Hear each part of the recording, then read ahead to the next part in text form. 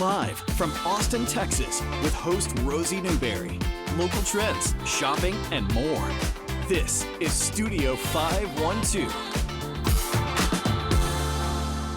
Good morning, everybody. Thanks so much for joining us today for Studio 512. Can you believe it's been 15 years? The 15th annual Round Rock Arts Fest is back this weekend, highlighting art, music, local vendors, and a whole lot more. Joining us now to talk about the event is Festival MC, so we got a big dog, Sherry Shamrock, and local artist who we're so glad is here to talk about his work, Nick Ramos. Guys, good morning to you. Good morning. Thank you for having us. Thank you for being here. Sherry, first question for you. Okay, 15 years, a lot of people may remember this as the Chalk Walk. Yes.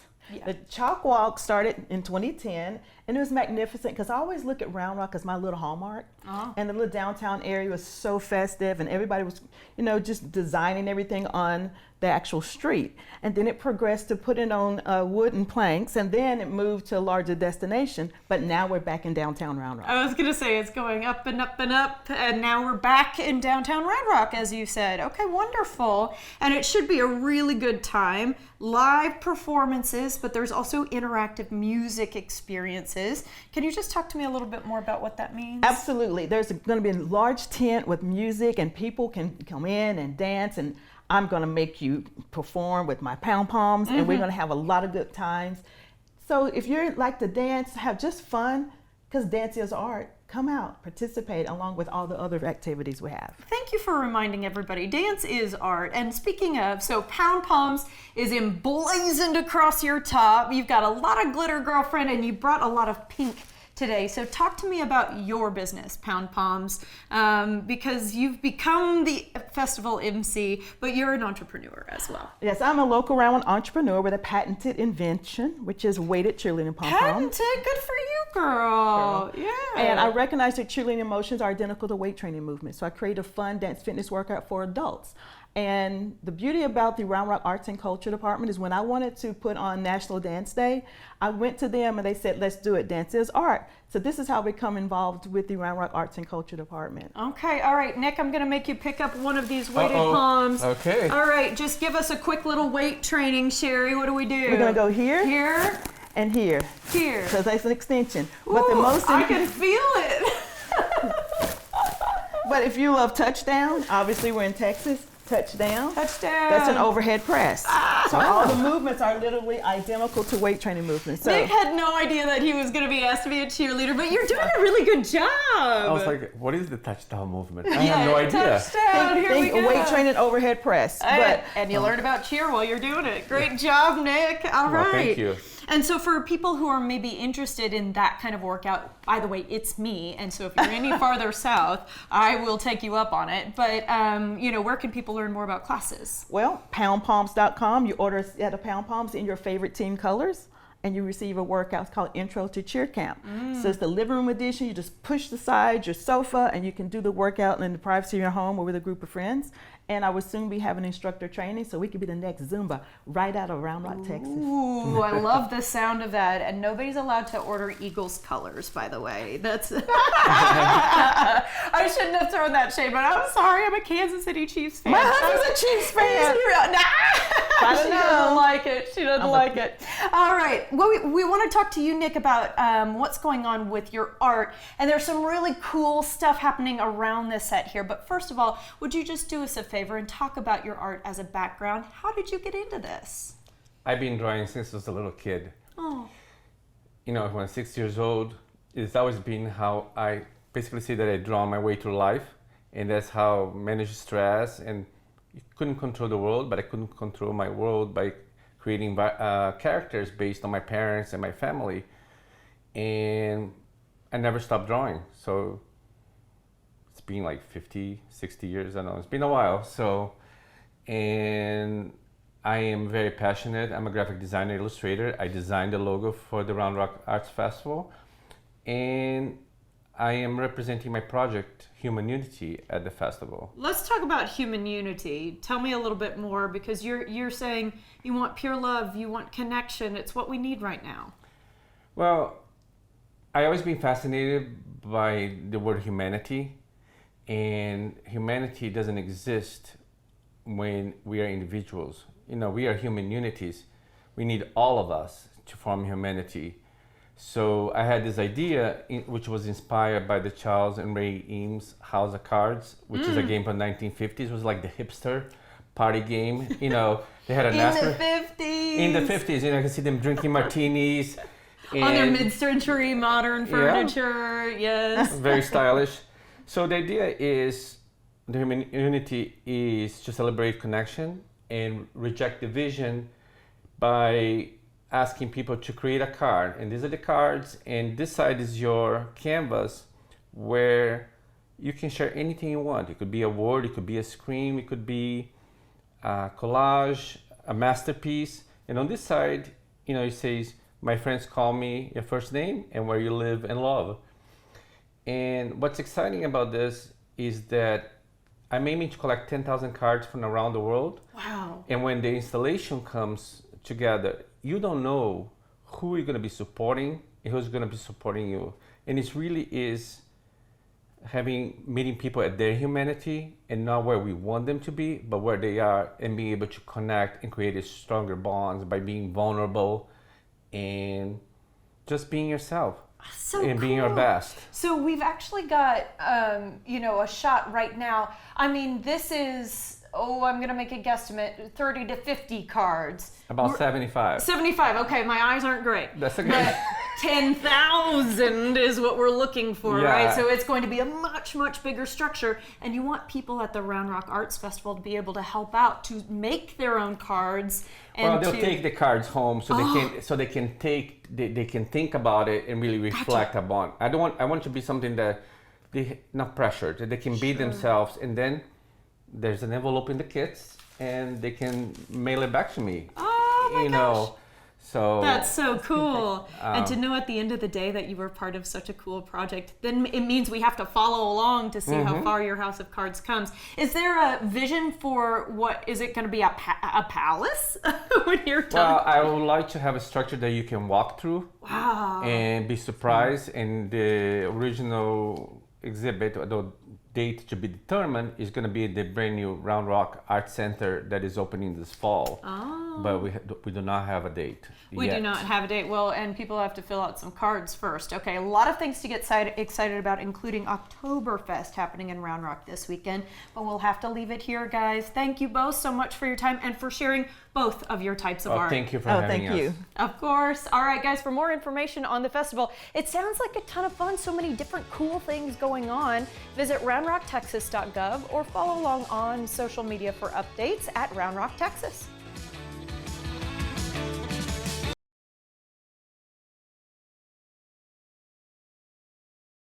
The following portion of Studio 512 is sponsored by Central Health. As Central Health enters what it calls its year of access, big changes are underway for healthcare in Travis County. Ted Burton is here to tell us more about what's new. Ted, that year of access that I just brought up, what does that actually mean for Travis County residents? So the Travis County Commissioners Court just approved our budget and tax rate for fiscal year 2026. The year of access means that we are focused on hiring more doctors, opening more clinics, making sure people have access to care. That includes mental, behavioral health care, and health care for people who are experiencing homelessness. All of these things will help keep people out of the emergency room so that the ERs are freed up to care for actual emergencies. And that's going to make our entire community healthier. All right, let's talk about the biggest barriers right now that our residents face and how this budget is going to address them. People might be surprised to learn that here in Travis County, where you live can determine how long you live. Oh, that's scary. And what I mean is people who live east of I-35 often die 10 to 20 years earlier than someone who lives west of I-35. And the communities that are impacted most are communities of color. That's not acceptable. And we're going to do something about that. We're going to do something by making sure people have access to the best possible care, no matter where they live, no matter where they're from. And all of our partners are going to invest $1.1 billion in healthcare for this community. That's going to care for 209,000 people next year, making sure they have the best possible care. That's wonderful. As I'm thinking about Austin's population, that's like 1 in 5. That's fantastic. It's a lot of people. Big question here, I think a lot of people would wonder about this, is Central Health raising taxes? So next year, for the average priced home in Travis County, which is about $515,000, which sounds like a lot. It sure does. The average priced home in Travis County will see a $64 increase next year with their property tax bill. Even with that increase, Central Health still makes up only about 5% of a Travis County resident's property tax bill. Okay, if someone's in need of affordable care, what would you say to them? Central Health has the Medical Access Program, or MAP. It's a health coverage program that's like insurance. It's for people with low income, so 200% of the federal poverty level. That is a program that we provide for people who don't have insurance and don't have a lot of income. Also, Sendero Health Plans is our health insurance company. And continuing to make Austin the wonderful city that it is. Absolutely. We really appreciate your time today, Ted. Thank you so much. Thank you. Appreciate it. Learn more at centralhealth.net. The preceding portion of Studio 512 was sponsored by Central Health.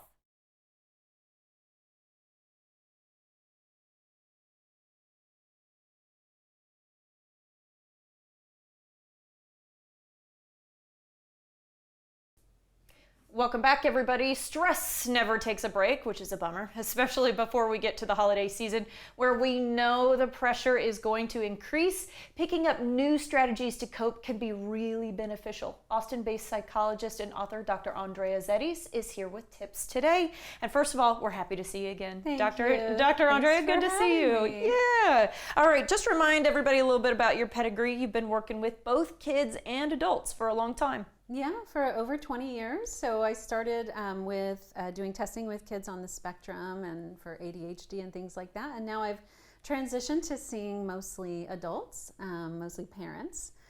So yeah, it's been a good transition. And full circle, really, because you were helping the kids. Yep. And now you're helping the parents be good parents. Exactly. Yeah. Interesting stuff. Okay, so let's talk about stress. We all experience it. It is part of the human condition.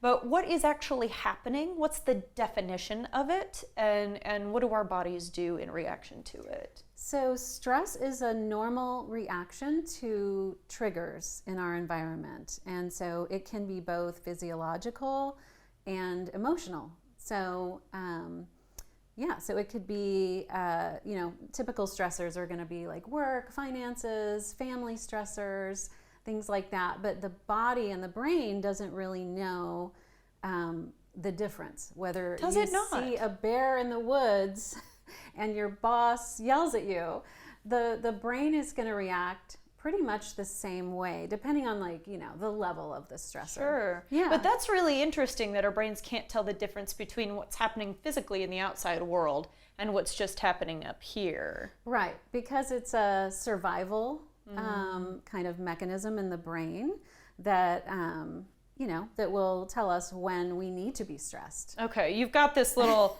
faux brain here to show off to us. This brain, so it has the two hemispheres, and so it opens up. And do we not need this guy? We don't need this side. It's the same on both sides, but this is just showing like the the cut in the middle.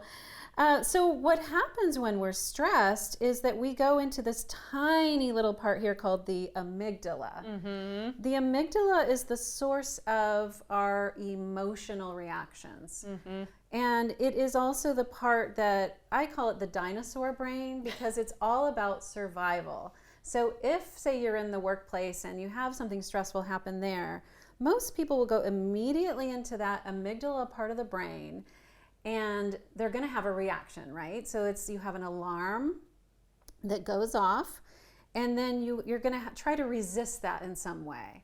And so then you have the fight or the flight, which, you're going to fight the bear, you're going to run away, you're going to freeze and not know what to do. Or there's a new one called fawn, which is actually where we try to placate other people, or we try to please others. That's me. In order to calm. When you say it, I'm like, whoop, that leads up. Yep. Yeah. Yeah. So, and we all do this. This is common for everyone. And so if we don't intervene, at this point where we are in the resistance part of resisting the trigger, then we become exhausted. Yeah. And then the circle or the cycle just goes around and around and around and around. I'm so glad you said that, because I have seen this model of a brain before, because I have panic disorder. Okay. And I have been told that basically a feedback loop has been created and strengthened over time, because my dinosaur brain freaks out. You're in Yes. danger. Yes. And when you solve it, you think, okay, and now I'm safe. And my brain did the right thing by freaking out. And so it can be really hard to break that cycle. For sure. Lots of work that needs to happen. So let's talk about some tools to cope, because hopefully people don't have to get to the point that I've gotten to. Excuse me. Bless you. Let's talk about how important, just the things that the doctor always says actually are. Yeah, well, the doctor is going to tell you, you need to get some exercise, you need to get the right amount of sleep, and nutrition, of course, and those things are super important. It's not always easy to implement those things right away. Of course, there's plenty of TikToks, and there's plenty of Pinterest ideas for nutrition and exercise and things like that. But the main thing is to just get started with one of those things at least. Oh, that's a good one. Okay, Yeah. but then the breath work piece you said is actually the one that we can have a lot of control over. Yes. And a lot of people don't realize how beneficial it can be. That's right. So breath work is actually our main tool for dealing with stress and anxiety. And the breath work, I just want to say on this model here, so we have the amygdala, but the breath work is going to bring us into this frontal and prefrontal cortex part of the brain. So when we're in this mode here, we can't really think straight, we can't make rational decisions. Dinosaur. But then when we do our breath work, we can get into our rational, decision-making part of the brain. And so the breath work, the one that I usually recommend to my clients, is called the 4-4-4 breath. I think we've done it here before. So you breathe in through your nose for 4, you hold it for 4, and then exhale through your mouth for 4. Now, I tell people to do it a total of 4 times, and then to breathe normally for the rest of 5 minutes. So you're going to set aside a 5-minute breathing session in the morning, 5 minutes in the evening. And if you do this consistently over at least 6 weeks, it actually triggers the same neurotransmitters in the brain that an anti-anxiety medication would be working on. So it's so powerful. You can do it anytime you need it. And I tell people, if you're in the line at the grocery store and you're getting frustrated, do it there. If you're sitting down to take a test, do it there. Nobody knows what you're doing. It's this beautiful internal tool that we all have, and it's just available. 24/7. Very convenient to us, and it's part of our natural way of calming ourselves down, which I think is really cool. Exactly. We just have a few seconds left, so I want to make sure we talk about your last point, which is the importance of being in nature, because flowers can actually be anti-anxiety as well. That's right. Yeah, there have been several studies, Harvard study showing that having flowers around can decrease your stress levels, it decreases cortisol, decreases anxiety and depression. We can step outside at any point and breathe in fresh air, look at some trees and flowers, go to the botanical gardens, or just walk down your street. And that's another great stress reliever. I was going to say, because I think you have some screaming coming up. I know. We have Scream Austin therapy Club, coming up next. Such a great release. Yeah. Screaming is another way of using your breath, actually, to do that deep exhale and to really relieve that stress. The doctor has officially signed off on it. That's really telling us something. I love that. We'll have to leave it there, but we can't wait to visit with you next time. And I actually feel calmer after you and I have talked, just doing that 1-4-4-4 breath and the way that we're talking about kind of reframing things for ourselves, I think is really important.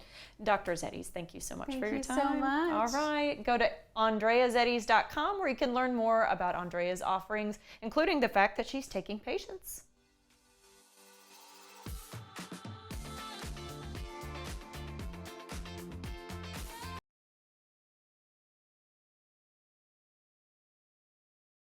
The following portion of Studio 512 is sponsored by the Center for Child Protection.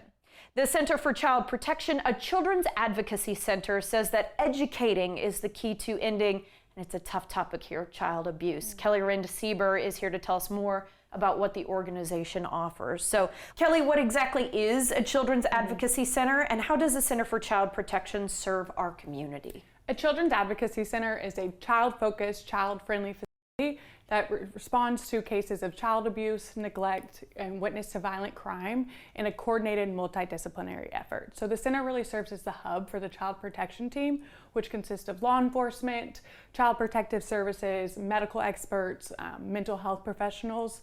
And what we do is we offer a range of services. So we provide victim advocacy services, forensic interviews, medical exams. Education, outreach, Yes. That's your team. What's your main goal?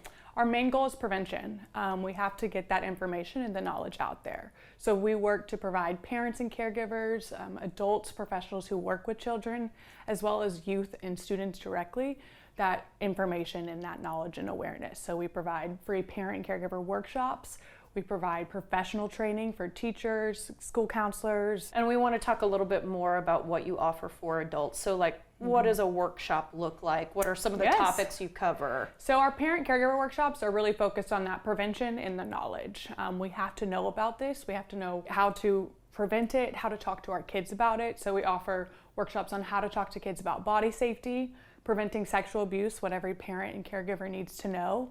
We also have workshops that focus on the online world and raising kids in this new digital world. So protecting children online. Let's talk about what you offer for kids, for youth. Yes. So we go to schools, youth serving organization camps, and we have two curriculums. One's the NCMEC, the National Center for Missing and Exploited Children. They're NetSmart, so it's internet safety that we can provide for kindergarten through 12th grade. And then we have body safety curriculum. So it is the Healthy Relationships Project that's really about abuse prevention, but it's also just about like body safety, understanding your feelings, understanding how to say no, when to say no. Okay, so if somebody watching today wants to bring trainings or workshops, maybe to their classroom, to Yes. their corporate environment, Yeah, we'll to do anyone. their school, Yes. yeah. How can they schedule with your team? So scheduling's easy. You can just go to our website, centerforchildprotection.org. You go to the education page, and there you will find our training request form that goes directly to our team. We'll reach out with you. We'll schedule a pre-training call, get the exact date. All of our education offerings are completely free of cost. Thank you for what you're doing to keep our kids safe. Absolutely. Thank you for taking the time to spotlight our work. Learn more at centerforchildprotection.org/education. The preceding portion of Studio 512 was sponsored by the Center for Child Protection.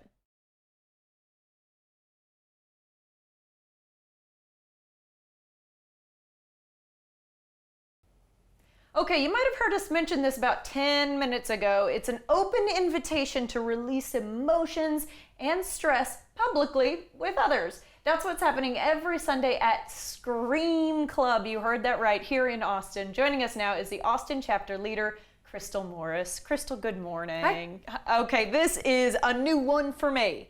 Let's talk about how recently y'all got started and why so. Yeah, so we started the first weekend of September. So it's 1 month in. 1 month in, Okay. yeah, great response and clearly needed.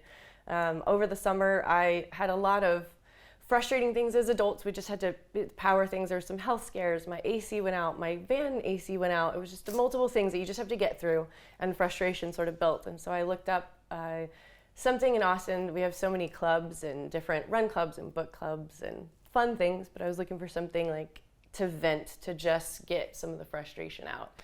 And then I stumbled onto Scream Club Chicago, and they had just started in June. Wow. And really new. And this is exactly what I was talking about, of being able to get the emotions and kind of just get some energy out that is just pent up. And so I reached out and said, hey, I vibe with this. This is in line with exactly what I'm wanting and needing.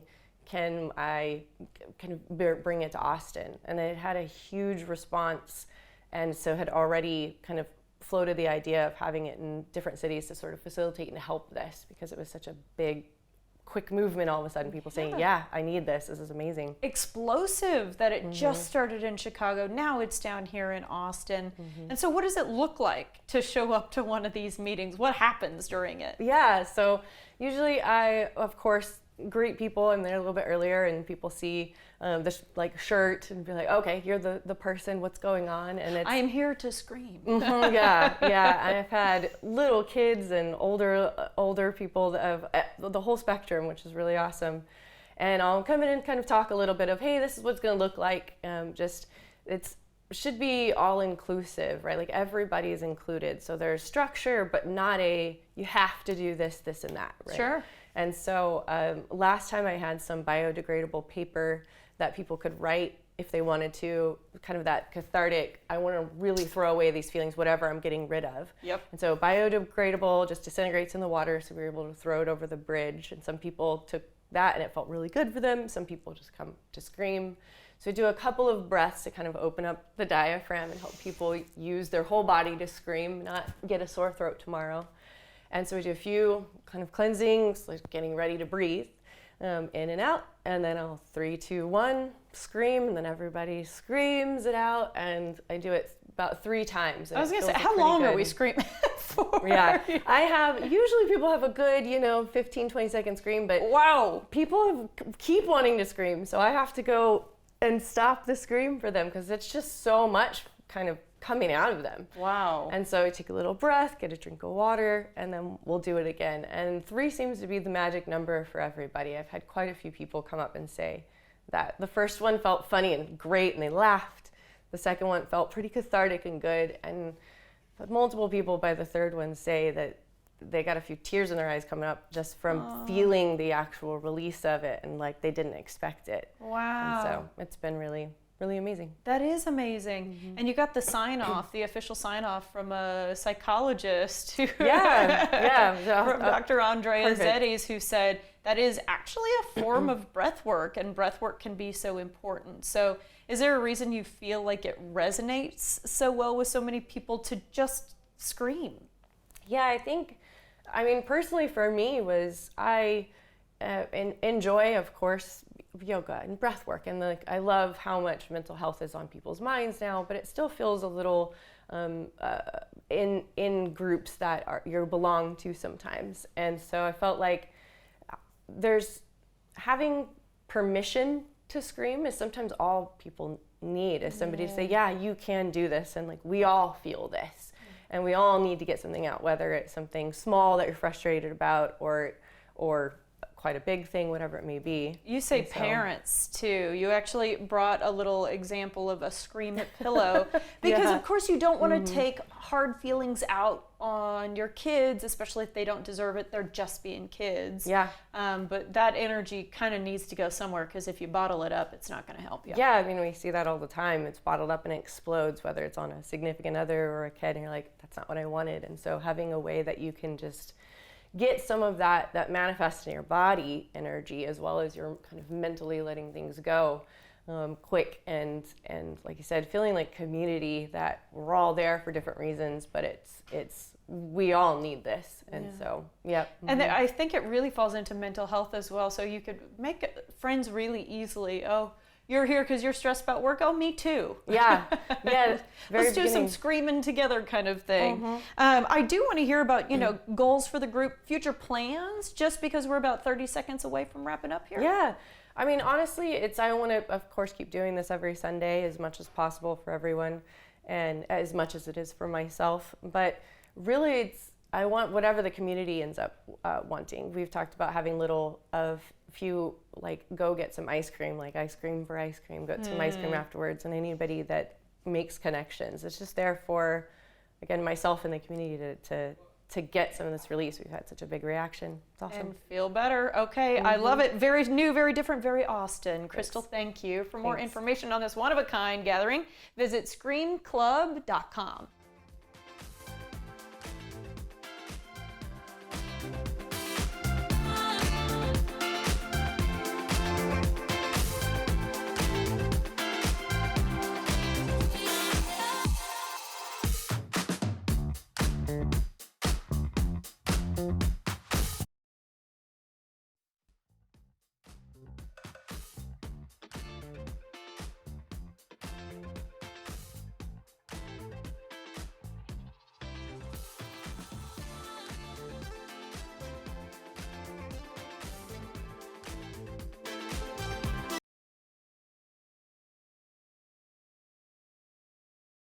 Following the release of their brand new album, Maroon 5 are hitting the road this fall for the Love Like This US tour, and they're coming right here to Austin live from the Moody Center. So joining me now are lead singer Adam Levine and guitarist James Valentine. What's up, guys? How are you? What's going on? How you doing? I'm good. Pumped to be speaking with you both. So I'm really excited about this album. And Adam, I know that you recently said that this album feels very authentic to kind of who Maroon 5 is and kind of returning to your roots in a sense. So tell me a little bit about the album and then what kind of makes it stand out in today's ongoing kind of ever-changing music scene. You know, I think that for this album, we're very focused on just doing what felt right and in the moment and not kind of not paying too much attention to what was happening in out there in music and doing what we wanted to do and making the sounds that we wanted to make and having it be that simple. I mean, not having an agenda as far as what we wanted to achieve, you know, with the record, and I kind of started getting way into like these amazing samples that we were digging up and working with those and like kind of early 2000s kind of vibes of sample-based music and writing to that and having so much fun writing to these old songs and, you know, adding my own flair and James putting his thing on top of it, like just like really cool, weird ways of doing it that we just have never explored before. So it was just kind of like in that way, I think it's a really pure expression. So we're creatively just really, really happy with the way it came out. Yeah, for sure. And I think it's a really unique album. One of the things that stands out to me is some of the collabs that are featured on this piece, including names like Lisa and Lil Wayne. So can you kind of tell me how some of those maybe collabs or duos came to be? You know, it's funny, like Lisa was one of those things that just serendipitously, it's kind of like, she was just the person that I thought would be perfect for the record. I'm like, man, like she's got such, her whole vibe, like what she encompasses and who she is just really fits this song and the song's sentiment and the whole vibe and feel of it.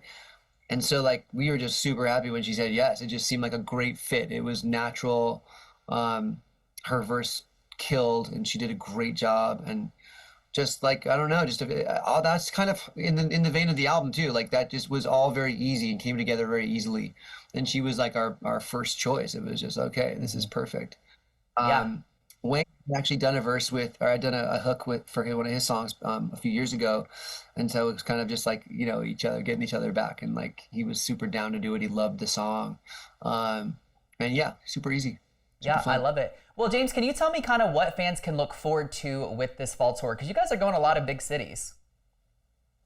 Yeah, I mean, we're really looking forward to getting back out on the road because, of course, the last couple of years we've done our Vegas residency, which was an incredible experience, but we're looking forward to actually seeing the fans and seeing the country again. And I think what fans can expect, you know, we're out promoting a new record, but we certainly want to play all of the fan favorites, and we want a show that is all killer and no filler. So if you come out, I don't think you'll be disappointed. You're going to hear your favorite songs, and we just have a great time. And if you've never seen us live, it's a different experience than the albums. So yeah, it's a rock show. It's a rock show. And yeah. People also, we've always wanted to make arenas feel intimate and personable and kind of connect with, because it can be so hard to do that in an arena setting. So like, we've been doing it for so long that that's what we've been focusing on the whole time is like making it feel like a club, making it feel like a theater, making it feel small. And I think that we've gotten good at it. And I think that it's really just one of those amazing, fun, incredible experiences for everyone involved, including us. We love it so much. And an all-encompassing experience. I think that's really good. Now, James, I like how you said all killer, no filler, but that leads me to my next question, which is there a particular song that you all just get super like buzzed about to be able to perform, and then maybe a song that you kind of like dread performing? I just have to imagine, as guys who have been doing this as long as you have, that you maybe have particular feelings about certain songs in your catalog. I've loved and hated certain songs because some songs are really hard to sing. That's my own perspective, but I mean, what do you think? I mean, well, you know, it's such a predictable answer, but my favorite song to perform has always been This Love. I just love the feeling of the room once we go into that. As far as songs to play, so we do an acoustic version of She Will Be Loved, and I love that song, and I love the connection that fans have with it. Sometimes I'm playing, you know, the opening chords of the songs, and then Adam will speak extemporaneously for 25, 30 minutes, who knows? Good word. And so I'm just sitting there holding the cord. So sometimes that becomes a physical challenge. He gets annoyed. I get a little bit annoyed. Oh, wah. I have to play the chords for a little bit longer. I'm James. I'm a baby. I like to talk, you know. I like to shake it up. I like to see how the audience is doing. I gotta check out. No, it's great. I gotta take the temperature. I gotta take the pulse of the audience. My You know, you gotta fingers- give me a little bit of time. You gotta play those chords. You know, maybe you can stop every once in a while. Yeah, my fingers just get a little You should sore. maybe sometimes you should just stop and be like, I'm not doing this until you stop talking. I don't. The fans deserve better than that. You should just work your calluses, make them a little bit more reinforced. Sounds like you guys might need some couples therapy to work this out a little bit. Never listening to me. Okay, guys, well, I'm curious to know as well, you know, as I mentioned, you've been doing this a long time and you've kind of kept up with your success in so many ways. So how do you feel like you've been able to stay true to who you guys are? You know, this right here. Yeah. This. See this? This is how we do it. Repair. After our. Yes. Are you comfortable with this? No, I'm gonna hold it. You know, we argue, we fight, but at the end of the day, we come together. That's right. This is my brother. I love him so much. He's not actually my brother, but he's like my brother. Get it. Yeah. Well, guys, my final question for you. What kind of impact do you hope this album has on your fans? I hope a good one. I mean, I like to project and think that it will be a great impact on our fans. Everyone seems so. Yeah, I mean, we're super happy. It's one of my favorite albums that we've made, and because it's us, it's just us. Yeah, I love that. Well, of course, fans can listen to Love Like This on all music streaming platforms, and you can catch Maroon 5 live from the Moody Center right here in Austin on November the 4th. Adam, James, thank you guys so much.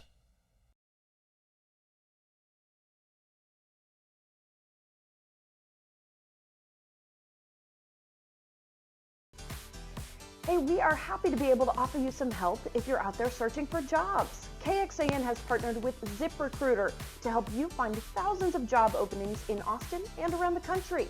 Just go to kxan.com/jobs where you can search thousands of new postings every single day. Check it out right now and get started on the path to your next career.